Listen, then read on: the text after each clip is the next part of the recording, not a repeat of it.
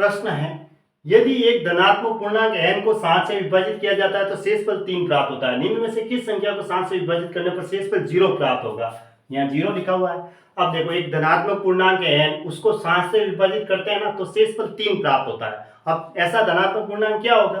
तो मुझे शेषफल 3 प्राप्त करना है, तो मैं क्या करता हूँ, 7 और 3 को जोड़ देता हूँ।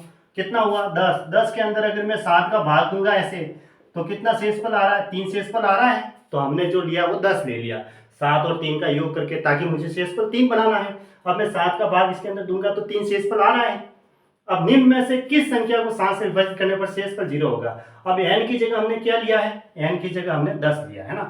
अब मैं n की जगह इसमें 10 रख के देखो, फिर ऐसी कौन सी संख्या होगी जिसमें 7 का भाग देंगे तो शेषफल 0 आएगा, यानी पूरी तरह विभाजित हो जाएगी। अब मैं यहाँ n की जगह रखता हूँ तो 10 और 5 15 हो गया। 15 के अंदर 7 का भाग देते हैं तो शेषफल तो बच जाता है। 10 और 2 12 हो गया, शेषफल आ जाता है, शेषफल 0 आना चाहिए। 10 और 4, देखो ये देखो ऑप्शन सी में n+4 दे रखा है, 10 + 4 यानी कि 14 हुआ। 14 के अंदर अगर मैं 7 का भाग दूंगा तो पूरा पूरा जा रहा है और शेषफल 0 आ रहा है। तो इसका मतलब ऑप्शन सी सही है। ऐसे ये लो, ऑप्शन सी सही हो गया, तो ऑप्शन सी पे राइट कर दो। अब किस संख्या 132 द्वारा विभाज्य है तो p का मान क्या होगा? यदि संख्या जो है ना ये 132 द्वारा विभाज्य है, 132 का मतलब होता है, इनका आप अभाज्य गुणनखंड करते हैं ना तो आता है 12 × 11 ऐसे, ठीक है। अब 12 को हम क्या लिख सकते हैं? 12 को 3 × 4 लिख सकते हैं, और ये 11 ऐसा कैसा, यानी ऐसी संख्या जो 4 से भी विभाजित होनी चाहिए, 3 से भी होनी चाहिए और 11 से भी विभाजित होनी चाहिए। तो p का मान हमें बताना है।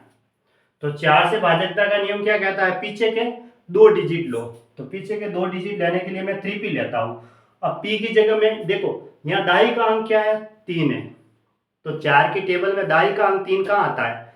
4 7 28 में तो देखो दाई का अंक 2 है। 832, 4 को टेबल 8 बार बोलते हैं ना तो 32 आता है, तो दाई का अंक 3 आ रहा है। तो इसका मतलब यहाँ अगर मैं p की जगह 2 लेता हूं तो 4 का भाग जाता है ना। p की जगह 2 लेते हैं तो 32 होता है, 32 के अंदर 4 का भाग जाता है ना 8 बार, 832। तो p की जगह हमने क्या लिया? फिर 2 लिया। अब 3 से भी विभाजित होगी क्या ये? तो सबको टोटल देखो, 6 3 9, ये तो हट गया, 3 और 6 9, ये भी हट गया, 6 3 9, तो 3 और 2 है ना। हाँ, 4 से 3 से भी विभाजित होनी चाहिए, या फिर टोटल कर दो ऐसे, 6 3 9, 3 6 9, 3 6 9, 3 और 2 5 हो जाते हैं। 5 के अंदर 3 का भाग नहीं जाता, तो फिर यहाँ और कोई नई संख्या लो। 32 के अंदर देखो, 32 के अंदर 4 का तो भाग चला जाएगा, लेकिन 3 का भी तो डिवाइडेशन देखना है। तो 3 का तो देखो यहाँ सेट ही नहीं हो रहा है, क्योंकि इन सब का योग 9, इन सब का योग 9, इन सब का योग 9, तो 3 और 2 का योग तो 5 होता है। 5 के अंदर 3 का भाग नहीं जाता, 3 से भाजकता का नियम। तो फिर हम p की जगह 4 832, और उसके बाद क्या होता है 4 9 36, तो p की जगह 6 लेके देखो तो 36 हुआ है ना। 36 के अंदर 4 का भाग देते हैं तो 9 बार चला गया, तो 4 का तो रूल्स हो गया। अब हम 3 का रूल्स देखते हैं, तो ये तो देखो 9 9 योग है ही है, अगर यहाँ 6 रखेंगे तो 3 और 6 9 हो जाएंगे। तो इसका मतलब ऑप्शन डी है वो राइट है।